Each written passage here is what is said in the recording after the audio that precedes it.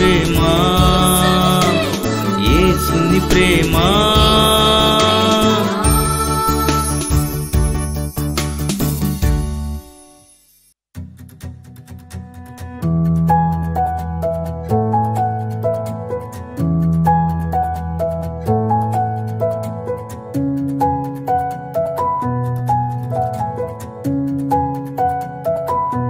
స్తుతి నైవేద్యం. Praise the lord. ప్రభు నందు ప్రియమైన వారలారా, అందరూ బాగున్నారు కదా? మీ అందరికీ క్రీస్తు పేరట నూతన సంవత్సర శుభాకాంక్షలు తెలియజేస్తున్నాను. మీ కుటుంబాలను, మీ వ్యక్తిగతమైన మీ జీవితాలను దేవుడు ఫలింప చేయను గాక. ఈ నూతన సంవత్సరంలో ప్రతిరోజు దేవుని వాక్యం వినటానికి మీరందరూ కూడా తీర్మానం చేసుకోండి. వాక్యం వినాలి, వాక్యం చదవాలి. అలాగే ప్రతిరోజు దేవునితో ప్రార్థన సహవాసాన్ని కలిగి ఉండాలి. అదే మన జీవితానికి ఆశీర్వాదం. ఈ సంవత్సరం అంతా దేవుడు మిమ్మల్ని దీవించి ఆశీర్వదించి ఫలింప చేయనుగాక. గత డిసెంబర్ నెల అంతా కూడా మనం క్రిస్మస్ సందేశాలు విన్నాం. అనేక విషయాలు మీరు గ్రహించారని నేను నమ్ముచున్నాను. ఈరోజు దేవుని వాక్యము యెషయా గ్రంథము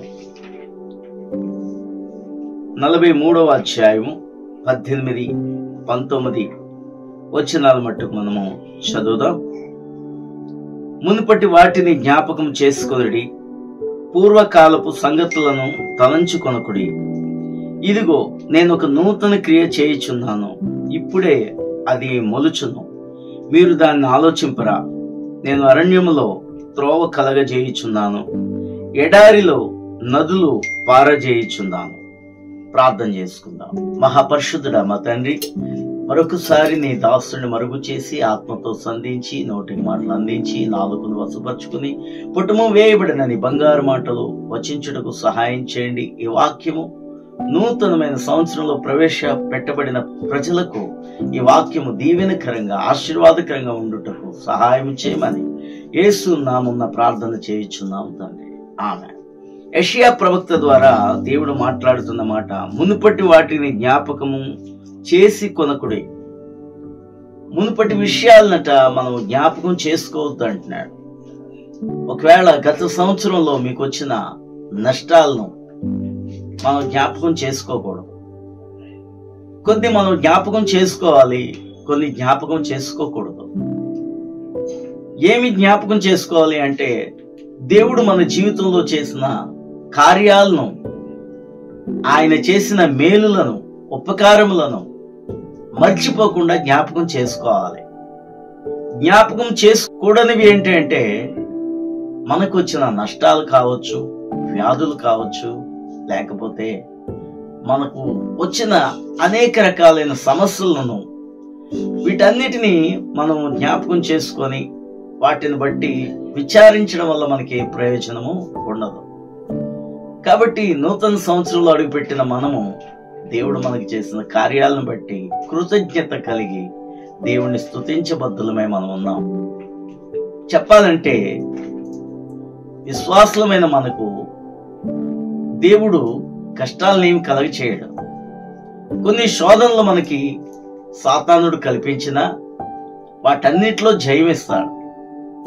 చాలాసార్లు మనకి కష్టాలు సంవత్సరానికి ఎన్నో రోజులు ఉండవు, కానీ సుఖపడేదివి, సంతోషించిన దినాలే ఎక్కువగా మనకు ఉంటాయి. కాబట్టి దేవుడు మనల్ని ఎప్పుడూ కూడా విజయాలు ఇస్తూ నడిపిస్తాడు. అప్పుడప్పుడు మనకి కొన్ని సమస్యలు, కష్టాలు, రోగాలు, వ్యాధి బాధలు ఎందుకు వస్తాయంటే, విశ్వాసి అన్నాక వాటిని జయించడమే మన విశ్వాసానికి పరీక్ష. కాబట్టి ఏ కష్టము రాకపోతే సుఖం విలువ తెలియదు ప్రియమైన వాళ్ళారా. అందుకని మనం మునుపటి వాటిని ఏం చేసుకోకూడదు, జ్ఞాపకం చేసుకోవద్దు అంటున్నాడు. పూర్వకాలపు సంగతులను తలంచుకొనకుడి. ఒక్కోసారి మనకు కలిగిన నష్టాలు గుర్తు తెచ్చుకొని, ఈ సంవత్సరం ఎంతో నష్టం, ఎన్నో లక్షలు నష్టం వచ్చింది అని విచారించి చాలా మంది కృంగిపోతూ ఉంటుంటారు. ఎప్పుడు కూడా వాటిని తలంచుకోవద్దు. అలాంటి వాటిని, నష్టాలను ఎప్పుడు కూడా నువ్వు తలంచుకొని సుఖంగా నిద్రపోవడం మానివేసి ఆలోచిస్తే బెంగా దిగులు తప్ప మనకేమీ రాదు. కాబట్టి దేవుడు ఎప్పుడు కూడా కీడు వెనకాల మేలు దాచి ఉంచే దేవుడు. కాబట్టి ఈ సంవత్సరంలో నీకు ఎన్నో మేలులు దాచి ఉంచాడు. ఈ మాట నమ్ము. ఆయన అంటున్నాడు, ఇదిగో నేను ఒక నూతన క్రియ చేయుచున్నాను, ఇప్పుడే అది మొలుచును, మీరు దాన్ని ఆలోచింపరా. హల్లెలూయా. నూతన క్రియ నీ జీవితంలో దేవుడు చేస్తాడని చెప్తున్నాడు. యెషయా చాలా ఆశీర్వాదకరమైన ప్రవచనాలు ఉంటాయి, వాగ్దానాలతో కూడిన గ్రంథం ఇది. అందుకని చాలా మంది రోజు యెషయా గ్రంథాన్ని కూడా ఎక్కువగా చదువుతూ ఉంటుంటారు. ఈ గ్రంథం చదివినప్పుడు మనకి ఎక్కడ లేని ధైర్యం వస్తుంది. దేవుని యొక్క మాట, ఆ మాటను పట్టుకుని మనం ప్రార్థన చేసినప్పుడు ఈ వాగ్దానాలు మనం స్వతంత్రించుకోగలుగుతాం.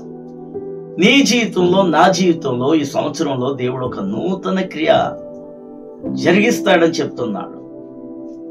ఈ సంవత్సరంలో మొదటి రోజున మాట్లాడుతున్న ఈ మాటను నువ్వు నమ్మితే, విశ్వసిస్తే నీ జీవితంలో తప్పకుండా నూతన క్రియ ఏంటో నువ్వు చూడగలుగుతావు.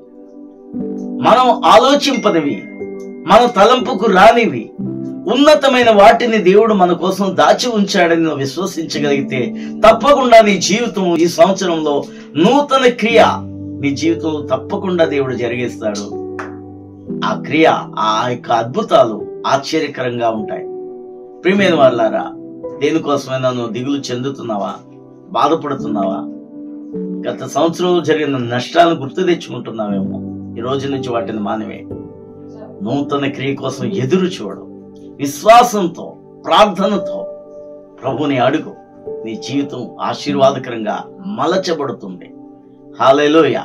ఇప్పటి వరకు నీ జీవితంలో సరైన ఆశీర్వాదం లేదేమో. దేవుడు తప్పకుండా నిన్ను ఆశీర్వదించి, దీవించి మంచి ఉన్నతమైన స్థితిలోనికి దేవుడు నిన్ను పెట్టును గాక.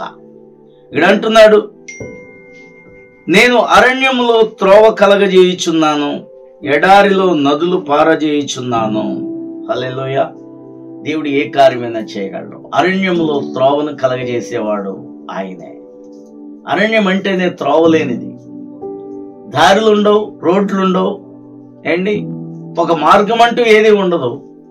ఈ అరణ్యములో దేవుడే త్రోవను కలగచేయాలి. ఒక్కోసారి మన జీవితం కూడా అరణ్యంలాగే ఉంటుంది. ఏ దారి మనకు కనబడదు, దరి కానదు, కానీ అద్దరికి చేర్చే దేవుడు మన దేవుడు. దారి లేని వారికి దారి చూపించే దేవుడు యేసు ప్రభువారు.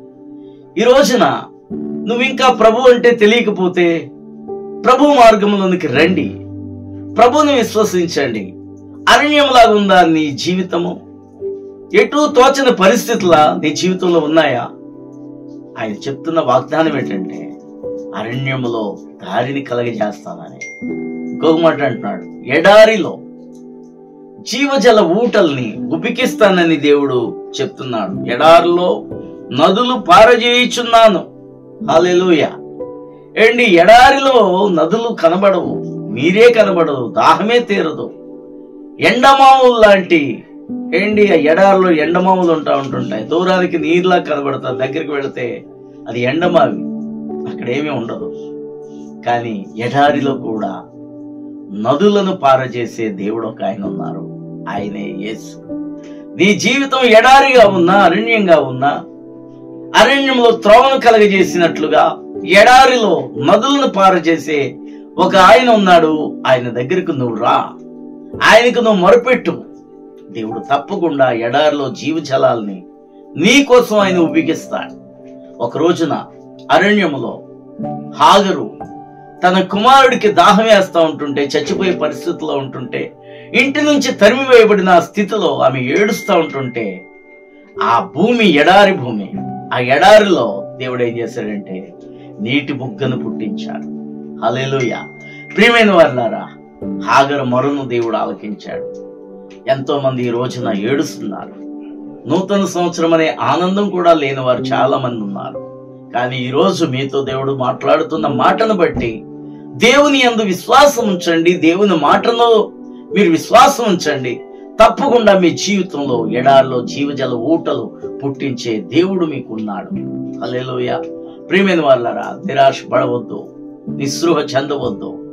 ప్రతిరోజు దేవుని మాటలు వినండి, దేవుని పాటలు వినండి. దేవుణ్ణి స్తుతించండి, ప్రార్థించండి. దేవుడు మీకు నూతన క్రియ జరిగిస్తాడు. God bless you. ప్రార్థన చేసుకుందాం. మహాపరిశుద్ధుడు అయిన మా తండ్రి, వాక్యం ద్వారా మాట్లాడిన ప్రతి మాటను బట్టి అనేక మంది ఈ కార్యక్రమాలు చూస్తూ, అనేక మందికి వీటిని పరిచయం చేస్తూ కుటుంబాలు దీవెన పొందటానికి సహాయం చేయమని నీ దాసుని ఈ సంవత్సరం కూడా బలముగా వాడుకొని ప్రతిరోజు నీ వాక్కును పంచుటకు నీ కృపను నీ దాసుని మీద కూడా ఉంచమని యేసు నామమున ప్రార్థన చేయుచున్నాం తండ్రి. Amen. Wish you a happy new year. God bless you all. ప్రేమ అనే మాటకు ప్రతిరూపం యేసే. అన్ని ప్రేమల కన్నా యేసు ప్రేమే మిన్న. శాశ్వత ప్రేమ, అనంత ప్రేమ, మారని ప్రేమ, మార్పులేనిది యేసు ప్రేమ. స్వీకరిస్తావా ఆ ప్రేమను?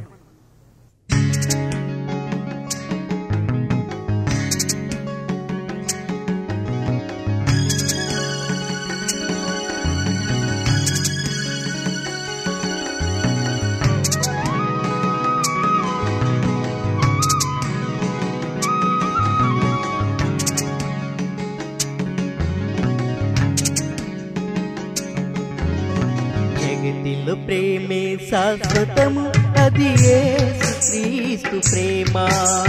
జగతిలో ప్రేమే శాశ్వతము, అది యేసు క్రీస్తు ప్రేమ. వ్యక్తులను బట్టి మారదు, కాలాన్ని బట్టి అది మారదు, స్థితిని బట్టి అది మారదు, నీ స్థితిని మార్చగల ప్రేమ.